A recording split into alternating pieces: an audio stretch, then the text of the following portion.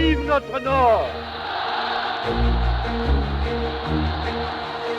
Vive la République et vive la France!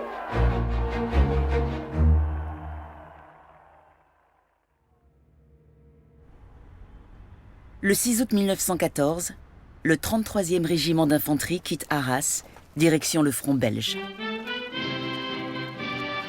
Le lieutenant Charles de Gaulle racontera plus tard l'effervescence du départ. Il faisait beau, les gars chantaient, on avait amené de quoi boire, beaucoup même, trop. Un triomphe, une épopée allait commencer.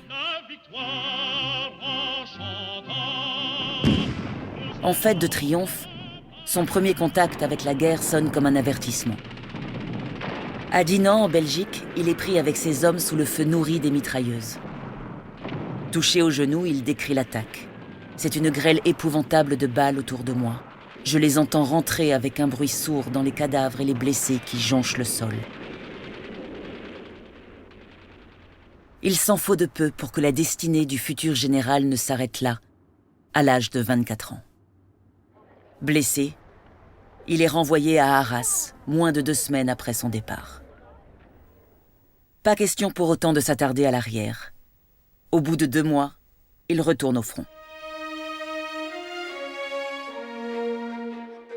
Charles de Gaulle rejoint son régiment, non loin de la ville au Bois-les-Pont-à-Vert, dans l'Aisne. Une partie du front s'est fixée au sud du village, dans le bois des Buttes.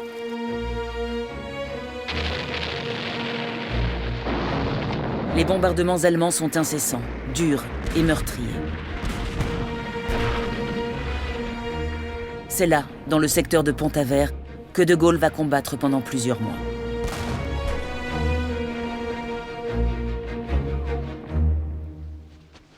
Entre 2 bombardements, le jeune officier fait construire des abris et consolider les tranchées. Puis c'est l'attente, interminable, dans la boue, le froid et l'humidité. La pluie tombe comme jamais depuis 50 ans.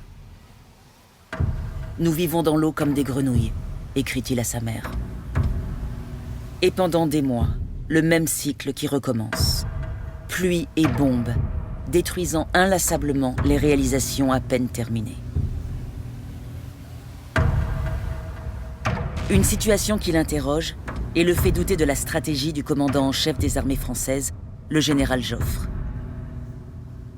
Pour la première fois, il prend conscience des errements de l'état-major. Dans ce contexte éprouvant, de Gaulle, devenu capitaine, peut compter sur ses soldats, tous impressionnés par sa stature, son courage et son abnégation. Ces hommes ont le même âge et les mêmes origines que lui, et ils partagent la même expérience des tranchées. Tout est réuni pour qu'un lien indéfectible se crée entre lui et ces gens du Nord, comme il aime à les appeler. Le 9 février 1916, le 33e régiment d'infanterie est relevé.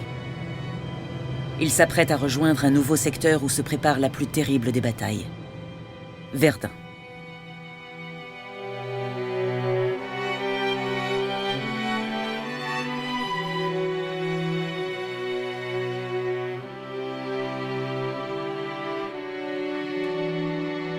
Charles de Gaulle ne le sait pas encore, mais c'est là, dans des combats à la baïonnette et à la grenade, qu'il va être blessé, fait prisonnier et envoyé en captivité en Allemagne jusqu'à la fin de la guerre. Le 11 novembre 1918, Charles de Gaulle est enfin libre, mais toujours en Allemagne, loin des siens et des festivités de l'armistice.